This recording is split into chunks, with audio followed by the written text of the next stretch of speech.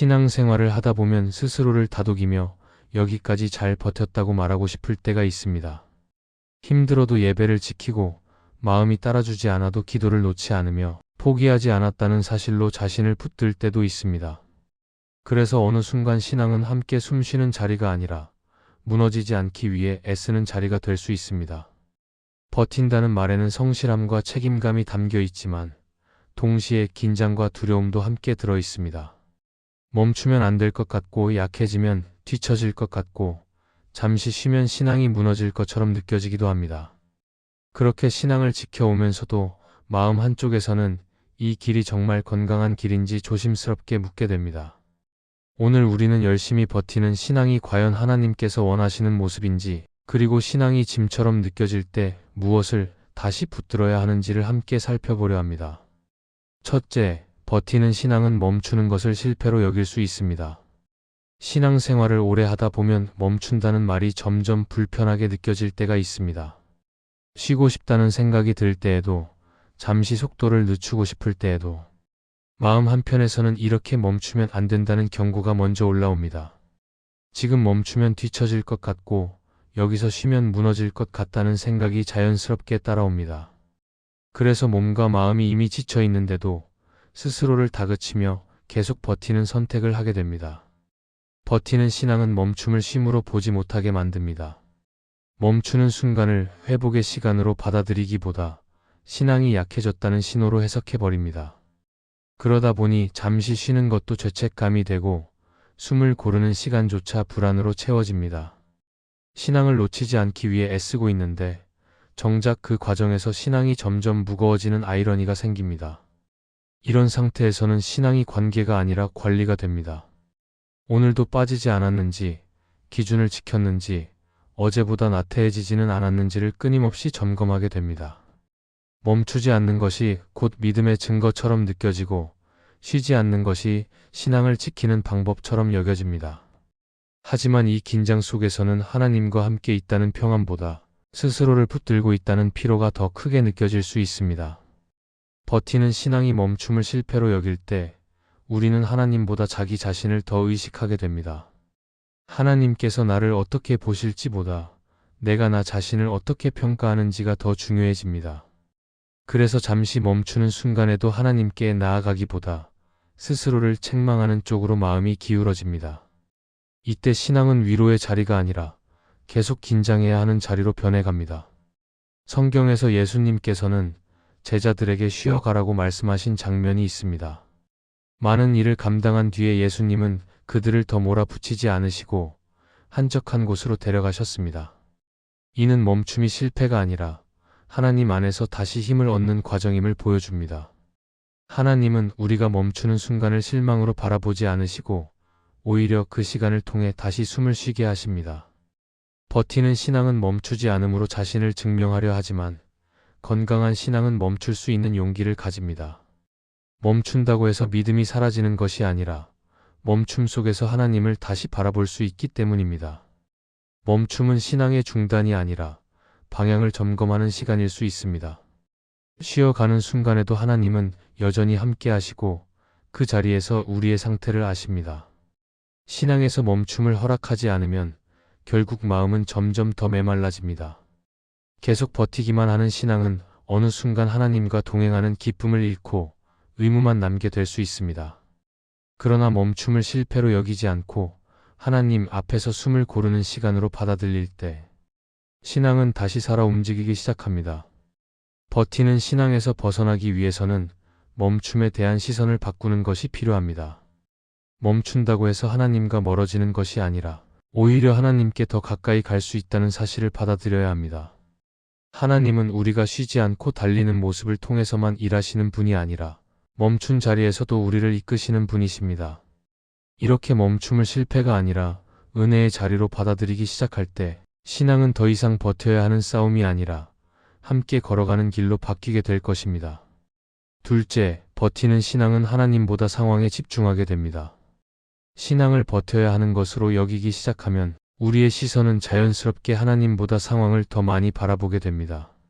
오늘의 형편이 어떤지, 문제가 얼마나 오래 이어지는지, 이 상태가 언제까지 계속될지를 먼저 생각하게 됩니다. 기도를 하면서도 하나님께 마음을 맡기기보다 상황이 빨리 바뀌기를 바라며 그 흐름을 계산하게 됩니다. 그러다 보면 신앙은 하나님을 신뢰하는 자리가 아니라 상황을 견뎌내기 위한 도구처럼 느껴질 수 있습니다. 버티는 신앙은 늘 지금의 현실을 기준으로 움직입니다. 상황이 나아지면 조금 숨을 쉬고 상황이 나빠지면 더 이를 악물고 버텨야 한다고 느낍니다. 그래서 마음은 늘 긴장 상태에 머물게 됩니다. 하나님께 시선을 두기보다 상황이 나를 어디로 몰고 가는지에 따라 신앙의 온도가 오르내립니다. 이 과정이 반복될수록 하나님은 점점 멀리 계신 분처럼 느껴지고 상황은 점점 더 크게 다가옵니다. 이럴 때 우리의 기도도 달라집니다. 하나님을 찾는 기도라기보다 상황을 설명하고 해결을 요구하는 기도가 많아집니다. 마음속에는 언제쯤 끝날지, 얼마나 더 견뎌야 할지에 대한 질문이 가득 차게 됩니다. 하나님께 나아가지만 정작 마음은 하나님께 머무르지 못하고 상황 속을 계속 맴돌게 됩니다. 그래서 기도를 마치고 나와도 평안보다 피로가 남을 때가 많습니다. 버티는 신앙이 상황에 집중하게 만드는 이유는 하나님보다 상황이 더 현실적으로 느껴지기 때문입니다. 눈에 보이는 문제는 분명하고 체감되는 무게도 큽니다. 반면 하나님은 느껴지지 않을 때가 있고 침묵하시는 것처럼 보일 때도 있습니다. 그럴수록 우리는 무의식적으로 하나님보다 상황을 더 붙들게 됩니다. 하지만 이 선택은 마음에 쉼을 주지 못합니다. 상황은 언제든 다시 우리를 흔들 수 있기 때문입니다. 성경에서 베드로가 물 위를 걷다가 바람을 보고 두려워한 장면을 떠올릴 수 있습니다. 처음에는 예수님을 바라보며 걸었지만 주변의 상황이 눈에 들어오자 그의 마음은 급격히 흔들렸습니다. 문제는 물이 아니라 시선이었습니다. 이 장면은 신앙이 상황에 집중될 때 얼마나 쉽게 두려움에 사로잡히는지를 보여줍니다. 하나님을 바라볼 때는 걸을 수 있었지만 상황을 바라보는 순간 그는 버티는 사람이 되었습니다. 버티는 신앙은 하나님께 기대기보다 스스로를 단단히 붙들려 합니다. 이만큼은 견뎌야 한다고 마음을 다잡고 무너지지 않기 위해 감정을 눌러 담습니다. 그러나 그 안에는 평안이 아니라 긴장이 자리 잡습니다.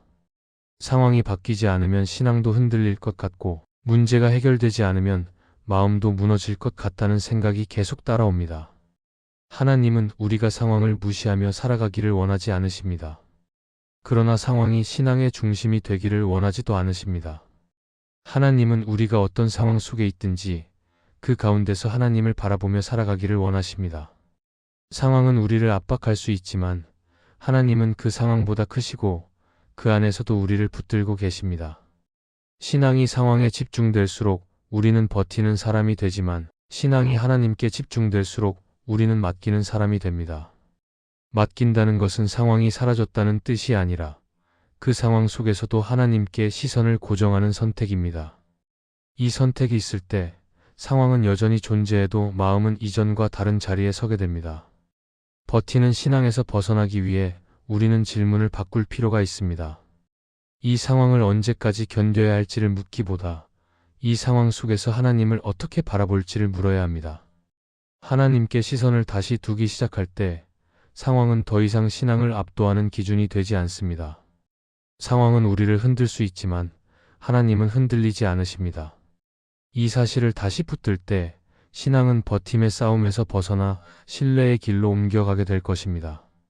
셋째, 버티는 신앙은 기쁨보다 의무를 앞세웁니다. 신앙을 버텨야 하는 것으로 여기기 시작하면 마음속에서 가장 먼저 사라지는 것이 기쁨일 수 있습니다. 예배를 드리러 가면서도 설렘보다 책임이 앞서고 기도의 자리에서도 기대보다 의무가 먼저 떠오를 때가 있습니다. 해야 하니까 하고 빠지면 안 될 것 같아서. 지키는 신앙이 되면 마음은 점점 굳어지고 신앙은 점점 무거워집니다. 겉으로는 여전히 신앙의 자리를 지키고 있지만 속에서는 즐거움이 빠져나가고 있다는 것을 스스로도 느끼게 됩니다. 버티는 신앙은 언제부터인가 신앙을 관계가 아니라 역할로 바꾸어 놓습니다. 하나님과 함께하는 시간이 아니라 내가 맡은 몫을 수행하는 시간이 됩니다. 예배는 은혜를 누리는 자리가 아니라 출석해야 하는 자리가 되고 기도는 마음을 나누는 시간이 아니라 빠뜨리지 말아야 할 목록처럼 느껴집니다. 이렇게 되면 신앙은 점점 감정과 분리되고 마음은 신앙의 바깥에 머무르게 됩니다. 의무가 앞서는 신앙은 스스로를 계속 비교하게 만듭니다. 다른 사람보다 덜 했는지, 더 했는지, 기준에 미치고 있는지 끊임없이 점검합니다. 이 과정에서 기쁨은 자리를 잃고 긴장과 부담이 마음을 채웁니다. 신앙을 잘 지키고 있는 것처럼 보이지만 사실은 신앙에 매여 있는 상태가 될 수 있습니다. 이때 우리는 신앙을 붙들고 있는 것이 아니라 신앙에 붙잡혀 있는 느낌을 받게 됩니다. 이런 상태에서는 하나님을 기쁘게 하기 위해 살아가기보다 하나님을 실망시키지 않기 위해 살아가게 됩니다. 이 차이는 매우 큽니다. 기쁘게 하고 싶은 마음에는 자발성이 있지만 실망시키지 않으려는 마음에는 두려움이 함께 따라옵니다. 두려움이 중심이 되면 신앙은 자연스럽게 의무가 되고 기쁨은 점점 멀어지게 됩니다. 성경에서 요한복음에 나오는 첫사랑을 떠올릴 수 있습니다. 처음 하나님을 만났을 때의 마음은 계산이 없고 조건이 없으며 자연스러운 기쁨으로 가득 차 있었습니다. 그러나 시간이 지나면서 해야 할 것들이 늘어나고 책임이 쌓이면서 처음의 기쁨은 점점 흐려질 수 있습니다. 이때 하나님은 더 많은 의무를 요구하시기보다 처음 사랑을 다시 바라보게 하십니다. 이는 기쁨이 신앙의 장식이 아니라 중심이라는 사실을 보여줍니다. 버티는 신앙은 기쁨을 사치처럼 여기기도 합니다. 지금은 기뻐할 때가 아니라고 생각하고 상황이 나아지면 그때 기뻐하겠다고 미룹니다. 그러나 기쁨이 사라진 신앙은 오래 버티기 어렵습니다. 마음이 즐겁지 않으면 신앙은 점점 생명력을 잃고 결국 더 큰 피로로 이어질 수 있습니다. 하나님은 우리가 억지로 신앙을 이어가기를 바라지 않으십니다. 하나님은 기쁨 없는 순종보다 기쁨 안에서의 동행을 원하십니다.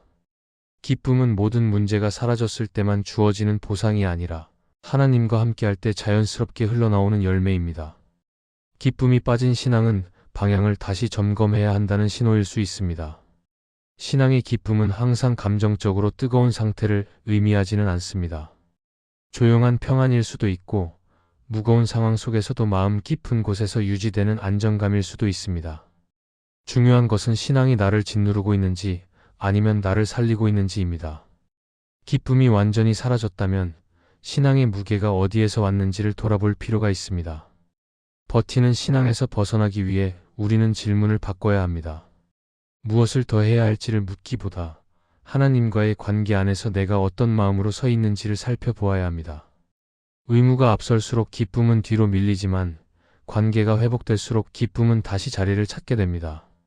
신앙은 끝까지 참고 견디는 경기가 아닙니다. 하나님과 함께 걸으며 그 안에서 기쁨을 회복해 가는 여정입니다.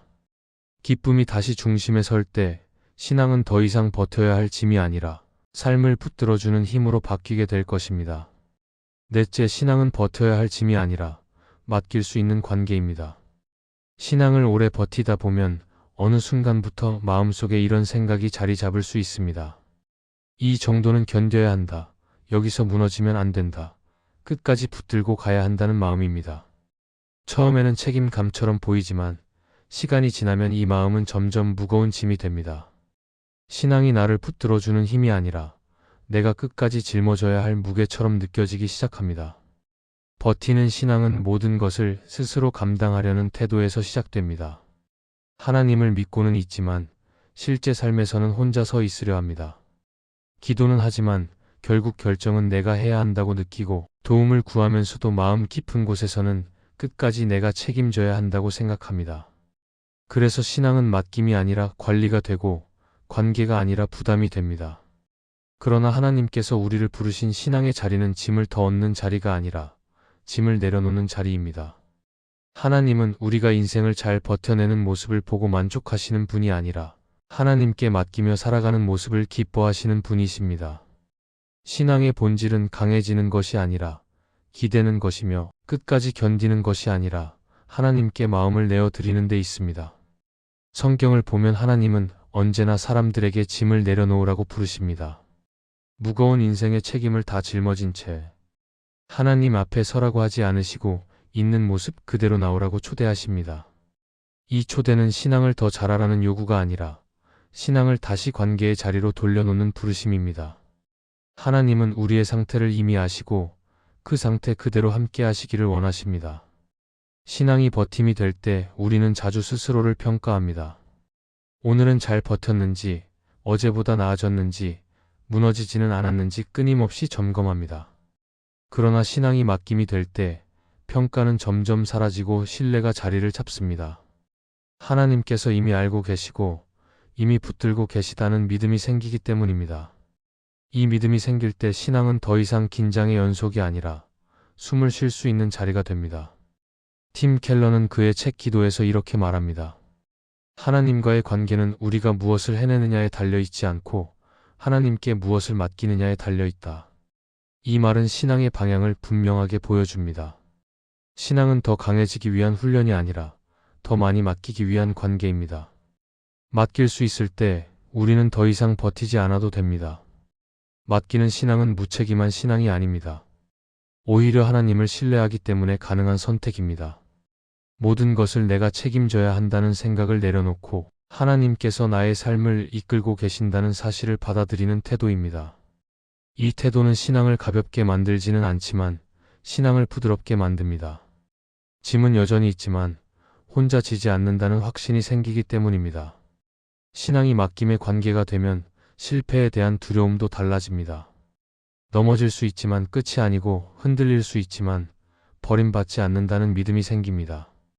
그래서 우리는 다시 일어설 수 있고 다시 하나님께 나아갈 수 있습니다.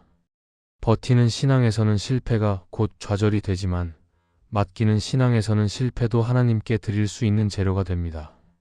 신앙은 끝까지 견디는 사람만 살아남는 길이 아닙니다. 하나님과 함께 걷는 길이며 무거운 순간마다 짐을 나누는 관계입니다. 우리가 신앙을 버티는 힘으로 붙들수록 마음은 지치지만 신앙을 맡김으로 붙들수록 마음은 조금씩 풀어집니다. 이 차이는 작아 보이지만 신앙의 방향을 완전히 바꿉니다. 신앙이 의무처럼 느껴질 때 더 이를 악물고 버티려 하기보다 다시 맡기는 자리로 돌아가야 합니다. 하나님은 우리가 끝까지 버텨주기를 기다리시는 분이 아니라 하나님께 마음을 내어드리며 함께 걷기를 원하시는 분이십니다. 이 맡김의 자리에서 신앙은 다시 짐이 아니라 관계가 되고 우리는 더 이상 혼자가 아니라는 사실을 마음 깊이 알게 될 것입니다. 이 말씀이 마음의 은혜가 되셨다면 좋아요와 구독으로 함께 해주세요. 그리고 댓글에 아멘이라고 남겨주시면 하나님의 은혜가 더 많은 사람들에게 전해질 것입니다. 여러분의 삶 위에 하나님의 은혜가 언제나 함께 하시기를 바랍니다. 감사합니다.